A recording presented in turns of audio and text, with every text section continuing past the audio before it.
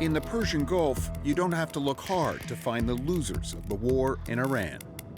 But in the midst of what's being described as the worst ever shock to world energy markets, at least one winner has emerged from the carnage: Russia's Vladimir Putin. The war in Iran is pretty good business for President Putin. Russia is probably the main, if not the only winner of the war against Iran. For more than 3 years, Russia's oil exports have faced Western sanctions aimed at limiting Moscow's earnings to fund its war in Ukraine. But with oil prices skyrocketing, last month, the U.S. changed course. It temporarily waived sanctions on Russian oil that had already been loaded onto tankers for export. U.S. Treasury Secretary Scott Bessent said boosting supply would keep a lid on soaring oil prices, meaning the Kremlin would ultimately earn less. If the point of the sanctions was to stop funding the Russian war machine, why is the administration effectively rewarding Russia? Does Russia get more money if oil goes to 150 and they get 70% of that, that's 105, or if oil stays below 100? So they're getting less money. At the start of the Iran war, Brent crude traded at about $60 a barrel. Alexander Kolyandr from the Center for European Policy Analysis says with the price now around $100, every increase boosts Moscow's bottom line. The global price of oil is up, and a very basic calculation gives you that if oil trades $10 higher per barrel for a month, it gives Russian budget $1.6 billion a month. So then, if oil is $40 higher, make your calculation. Washington says its sanctions waiver has brought 130 million barrels of Russian oil into the market to help boost global supply. But former U.S. Treasury Department advisor Roxana Vigil says Moscow is now free to charge more for its oil.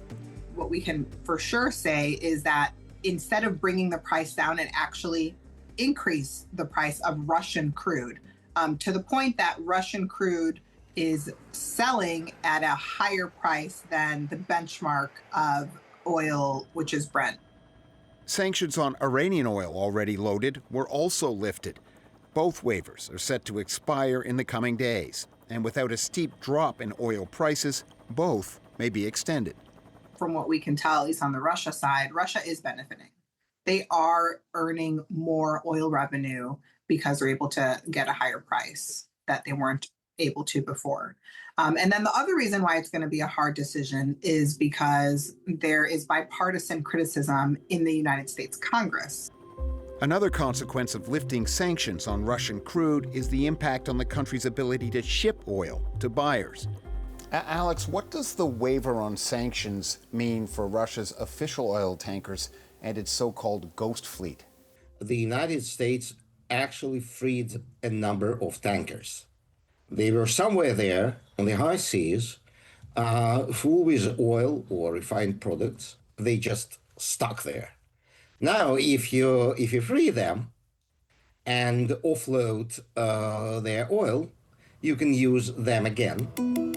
With attention focused on the Strait of Hormuz, European sanctions on Russian oil are still in place, and seizures of Russian tankers are still happening. Since the 27th of February when the war began, we've now seen European nations board or seize 3 Russian oil tankers. You know, that is actually a major development. Europe has been very cognizant that the Iran war of itself, plus this waiver, is increasing the revenue that Putin is getting to help fund his war in Ukraine. And they've been very concerned about that.